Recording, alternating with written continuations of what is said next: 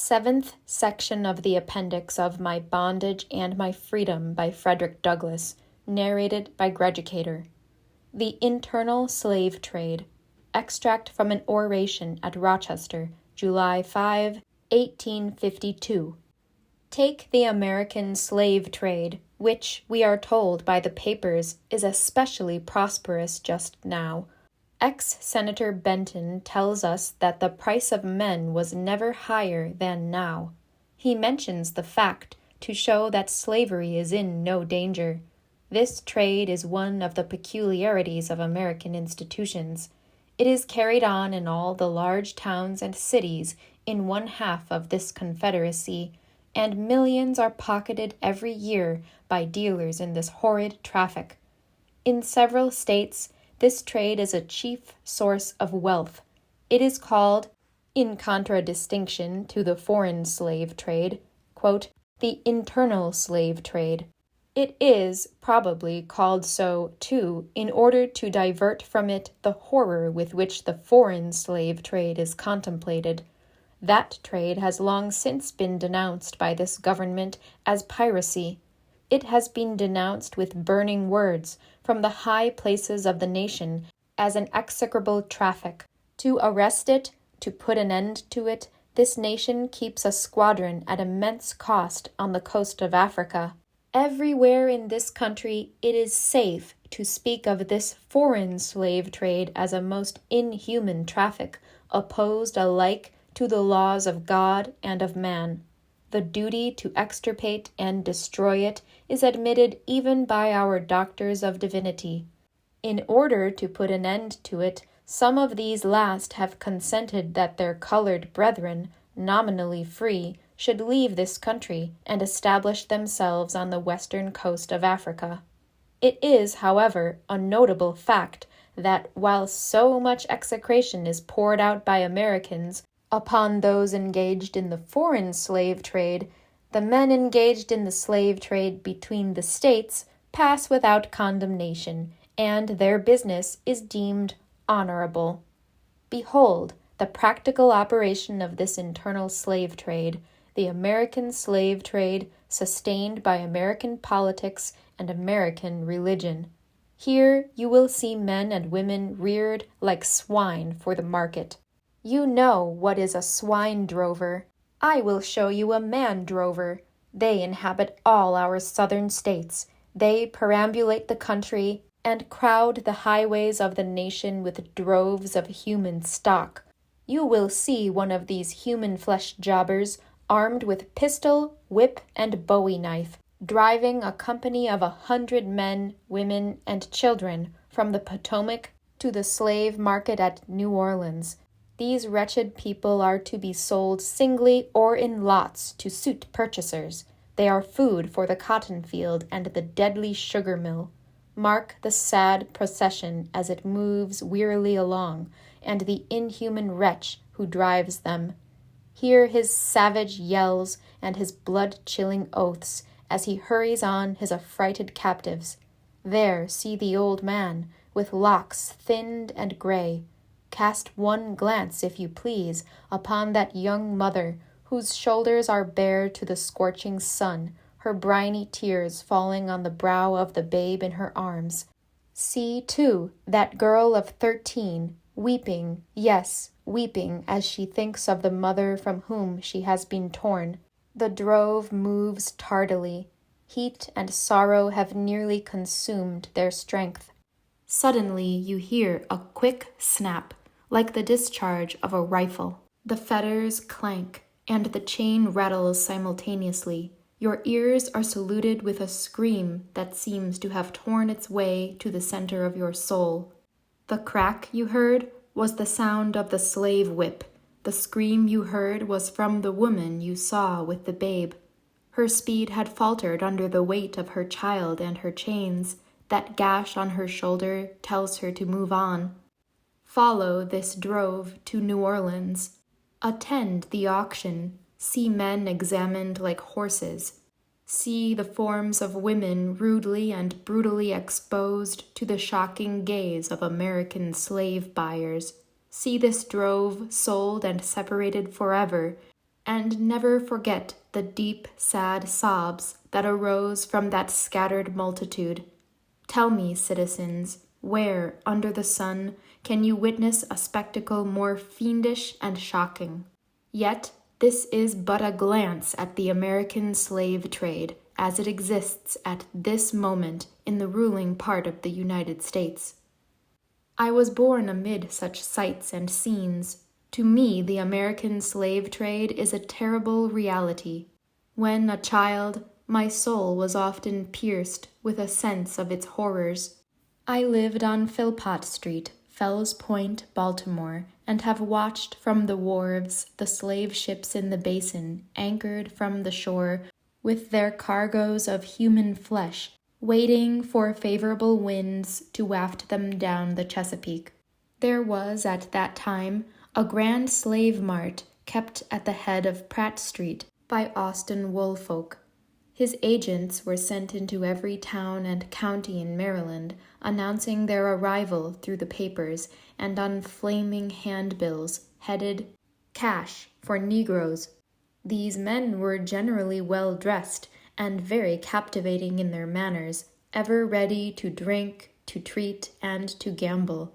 The fate of many a slave has depended upon the turn of a single card, and many a child has been snatched from the arms of its mother by bargains arranged in a state of brutal drunkenness. The fleshmongers gather up their victims by dozens and drive them, chained, to the General Depot at Baltimore.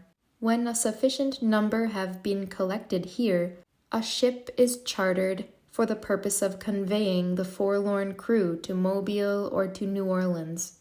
From the slave prison to the ship they are usually driven in the darkness of night, for since the anti-slavery agitation, a certain caution is observed. In the deep, still darkness of midnight, I have been often aroused by the dead, heavy footsteps and the piteous cries of the chained gangs that passed our door. The anguish of my boyish heart was intense, and I was often consoled, when speaking to my mistress in the morning, to hear her say that the custom was very wicked, that she hated to hear the rattle of the chains and the heart-rending cries. I was glad to find one who sympathized with me in my horror. Fellow citizens, this murderous traffic is today in active operation in this boasted republic. In the solitude of my spirit, I see clouds of dust raised on the highways of the South. I see the bleeding footsteps. I hear the doleful wail of fettered humanity on the way to the slave markets, where the victims are to be sold like horses, sheep, and swine, knocked off to the highest bidder. There I see the tenderest ties ruthlessly broken to gratify the lust, caprice, and rapacity of the buyers and sellers of men. My soul sickens at the sight. Quote, "Is this the land your fathers loved, the freedom which they toiled to win? Is this the earth whereon they moved? Are these the graves they slumber in?" End quote. But a still more inhuman, disgraceful, and scandalous state of things remains to be presented. By an act of the American Congress, not yet 2 years old, slavery has been nationalized in its most horrible and revolting form. By that act, Mason and Dixon's line has been obliterated. New York has become as Virginia, and the power to hold, hunt, and sell men, women, and children as slaves remains no longer a mere state institution, but is now an institution of the whole United States. The power is coextensive with the Star-Spangled Banner and American Christianity. Where these go, may also go the merciless slave hunter. Where these are, man is not sacred. He is a bird for the sportsman's gun. By that most foul and fiendish of all human decrees, the liberty and person of every man are put in peril. Your broad republican domain is a hunting ground for men, not for thieves and robbers, enemies of society merely, but for men guilty of no crime. Your lawmakers have commanded all good citizens to engage in this hellish sport. Your president, your secretary of state, your lords, nobles, and ecclesiastics, enforce as a duty you owe to your free and glorious country and to your God that you do this accursed thing. Not fewer than 40 Americans have within the past 2 years been hunted down and without a moment's warning hurried away in chains and consigned to slavery and excruciating torture.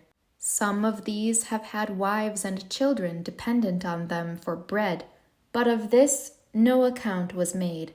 The right of the hunter to his prey stands superior to the right of marriage and to all rights in this republic, the rights of God included. For black men, there are neither law, justice, humanity, nor religion. The fugitive slave law makes mercy to them a crime, and bribes to the judge who tries them. An American judge gets $10 for every victim he consigns to slavery, and 5 when he fails to do so. The oath of any 2 villains is sufficient, under this hell-black enactment, to send the most pious and exemplary black man into the remorseless jaws of slavery. His own testimony is nothing. He can bring no witnesses for himself. The minister of American justice is bound by the law to hear but one side, and that side is the side of the oppressor. Let this damning fact be perpetually told. Let it be thundered around the world that, in tyrant-killing, king-hating, people-loving, democratic, Christian America, the seats of justice are filled with judges who hold their office under an open and palpable bribe, and are bound in deciding the case of a man's liberty to hear only his accusers. In glaring violation of justice, in shameless disregard of the forms of administering law, in cunning arrangement to entrap the defenseless, and in diabolical intent, this fugitive slave law stands alone in the annals of tyrannical legislation. I doubt if there be another nation on the globe having the brass and the baseness to put such a law on the statute book. If any man in this assembly thinks differently from me in this matter and feels able to disprove my statements, I will gladly confront him at any suitable time and place he may select.